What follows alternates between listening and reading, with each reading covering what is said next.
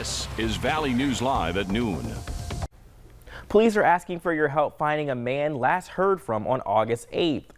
Police in Staples, Minnesota are searching for Dan Liam.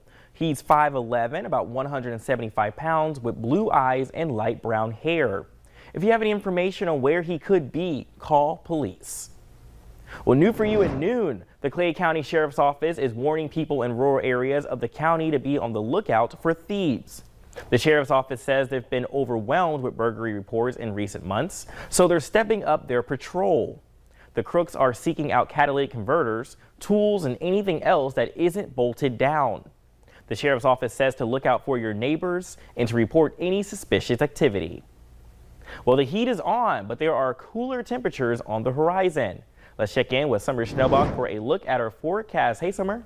Hey, Brian. Yeah, it's going to be another warm day, but today is the day of transition. You can see on our Home of Economy Skycam in Devil's Lake that we're already starting to see some clouds build in. So not a fully sunny day like we had yesterday, but it definitely is still another warm one for now. We're already at 78 degrees in Fargo and Jamestown, 80 in Grand Forks, 75 in Bemidji, 81 in Fergus Falls, and 74 in Devil's Lake. Temperatures throughout the afternoon are going to continue to climb into those 80s again. Not quite as likely that we'll hit 90s and break too many records. The record today in Fargo, I believe, was 96.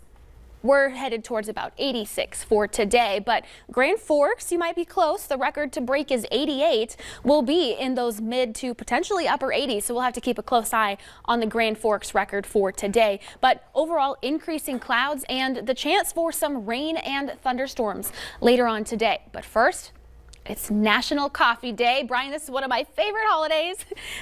Large, extra large iced coffee for today. I got one over on my table in the Weather Center. And you bet I'm going to go get another one after the show. I was just about to ask you, it wouldn't be a weather report without your coffee because it is coffee day. Yes, absolutely. Oh, I love it. Thanks. Well, positive COVID cases in Clay County have decreased this week, but hospitals are seeing hospitalizations as high as last winter. There are 290 positive cases this week compared to 363 last week. The death toll in Clay County due to COVID-19 is 97. With hospitals pretty close to capacity, the average age of the patient is 54. Many cases are breakthrough, while others are from patients that are not vaccinated. Hospitals are also concerned about continuing to be understaffed during this surge. Concern is, of course, that they're at capacity and looking at the need to maybe not accept some patients and having them go to other places. So their real concern is the number of cases they're seeing, in addition to all of the other cases that they normally have. Clay County Public Health is not offering the COVID-19 booster shot this week. Well, Grand Forks Public Health is moving their COVID-19 vaccination clinic to a new location. Starting October 4th, COVID shots will be available at the Grand Cities Mall in the former Christian Bookshelf location. That's between Ace Hardware and Play It Again Sports. You can get a shot there Monday through Friday starting at 12:30 p.m. They also hold clinics on Saturdays starting at 10. Well, YouTube is cracking down on misinformation about any vaccines, not just the COVID shot. The site says it will remove videos spreading misinformation and will also delete the channels of, quote, several well-known vaccine misinformation spreaders, end quote. This builds on YouTube's earlier policy prohibiting misinformation about COVID-19. Well, check this out. A New York couple got married on the U.S.-Canadian border so that their families could attend their wedding. The border has been closed due to COVID-19 travel restrictions. The international wedding took place on Friday in New York. The couple said, "I do," at a makeshift ceremony site, better known as the U.S.-Canada border. Congress is hustling this week to avoid a government shutdown on Friday. Democrats are presenting two bills to vote on a $1 trillion bill and a $3.5 trillion package for expansions to Medicare, climate change, and education. President Biden supports both measures while Republicans are voting in opposition of the high price tags and raising the debt ceiling. If action isn't taken, 8,000 federal workers will be furloughed starting on Friday. Democrats are planning to vote on a funding bill today. To pass in the Senate, every Democrat and Vice President Harris would need to vote yes through the process of the reconciliation, but some key Democrats aren't on board. Well, investigators are looking into a suspected arson at a Democratic Party headquarters in Texas. Austin police say the fire was likely caused by a flammable device earlier this morning. Bystanders were able to put the fire out with an extinguisher, and the building was left with minor damage.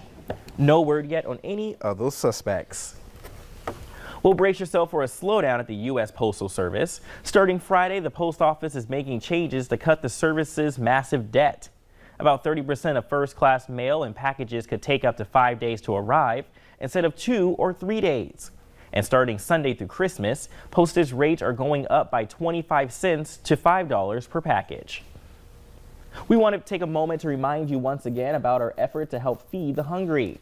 Over $30,000 have been raised to stock the shelves of the Great Plains Food Bank, but our goal is $50,000. Just $1 can provide 3 meals, while the full $50,000 donation can ensure 300,000 meals for children, families, and seniors struggling with hunger. And it's because of our generous food industry donors who give of their surplus product, our volunteers who help us repack that food, our financial donors who generously give, and we're thankful for Valley News Live and Corwin Automotive Group who step into that role and really lead the charge in the fight to end hunger.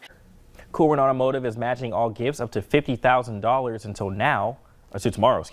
You can find a link to donate right on our website, valleynewslive.com. Just look for the Stock the Shelves logo.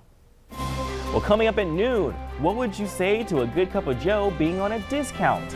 It's National Coffee Day and many spots are offering deals. And Summer Snowball lets us know when we can expect some rain.